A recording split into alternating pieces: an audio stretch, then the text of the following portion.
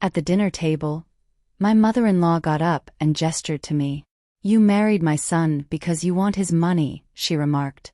Everyone at the table fell silent. I turned to face my husband, expecting he would stand up for me. Instead of doing anything, he bowed his head.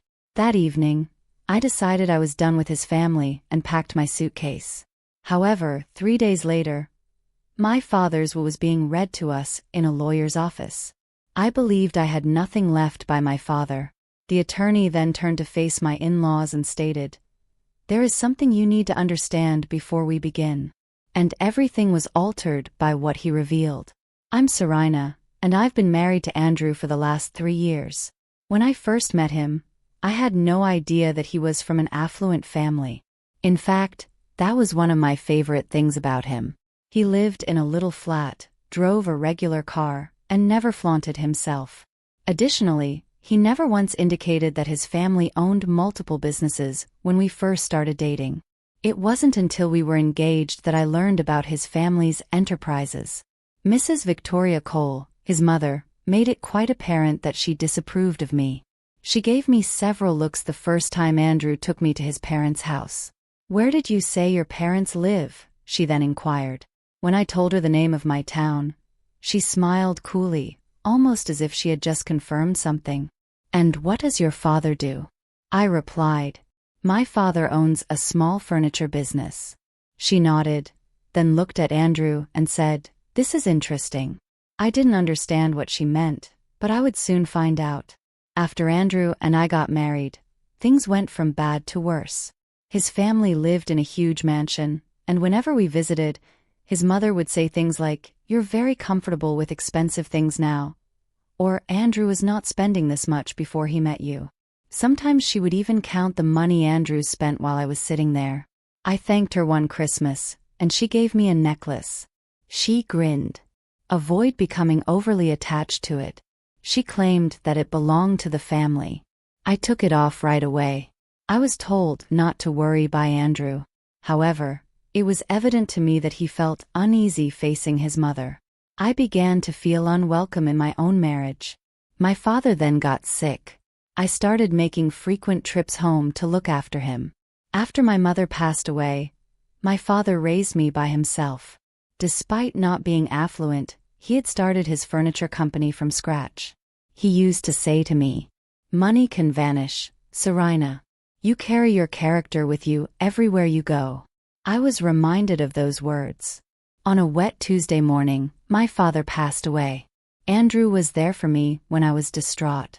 However, his family seldom paid attention to the funeral. Andrew's parents invited us to supper a week later. Maybe they wanted to console me, I thought. Victoria set her glass down on the table just as we were finishing our meal. "I believe we should discuss something." She said something. Andrew appeared uneasy. I stated, "What is it?" She gave me a direct glance. "Andrew, you've changed." I gazed at her. "How, mother-in-law?" "He was preoccupied with the family business before he married you." She went on. "Now he talks about supporting your father's company." I didn't understand. "My father's company is no longer in operation." "Exactly." Her voice grew icy.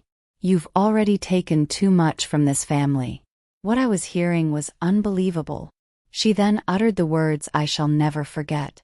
"You are just a gold digger." There was silence in the room. I expected Andrew to say something when I looked at him. Rather, he remained silent. Her accusation was not as painful as that silence. "I didn't marry your son for his money," I told her as I got to my feet. Victoria chuckled. "So why did you wed him?" I turned to face Andrew. "Because I cherished him." After that, I left. I packed my belongings that evening. I was folding clothes when Andrew discovered me. He said, "What are you doing?" My father didn't have an estate, which astonished me. The attorney hesitated. "I expected you to say that." My heart began to beat more quickly. He invited us to visit his workplace. Andrew's parents were there when we got there. Victoria appeared agitated. She didn't even say hello. Everyone was instructed to take a seat by the attorney. He then set a big envelope down on the table. This relates to Mr. Emmanuel George, who passed away. I glanced at my father and realized that was his name.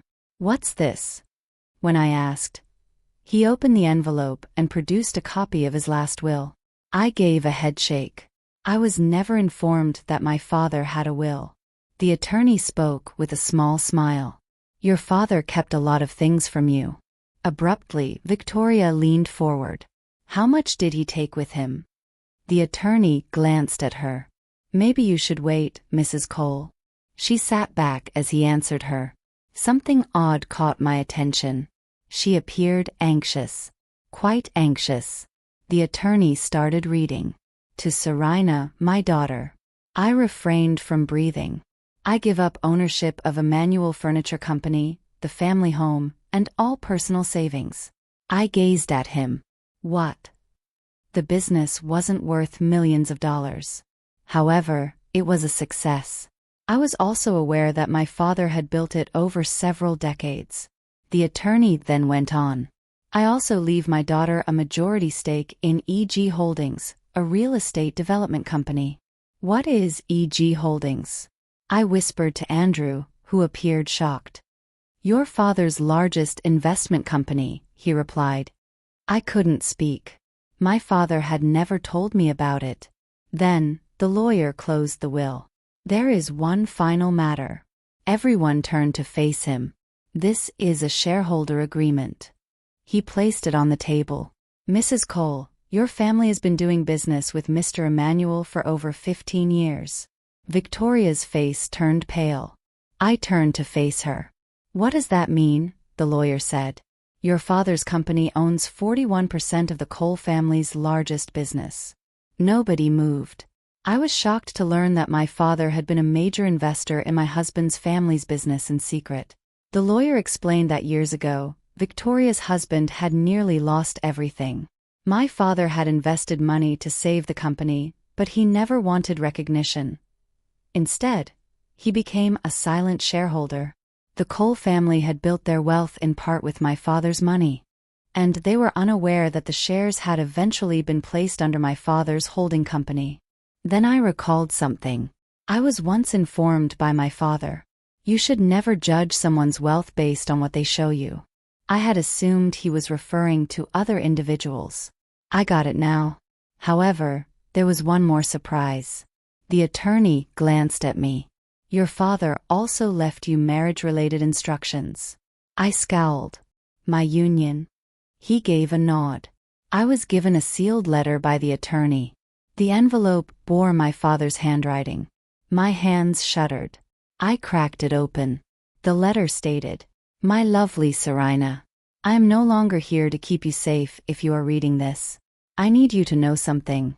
Before you, I got to know Andrew. I put down my book. I turned to face Andrew. He appeared scared. I went on. Daniel came to me asking for help 3 years before you met him. I raised my head. Andrew. He was unable to look at me. My father had learned that Andrew intended to quit his family's business because he didn't like the way they handle money and employees. In private, my father had assisted him in launching a different company. In the end, Andrew had met Cyrina. However, there was more.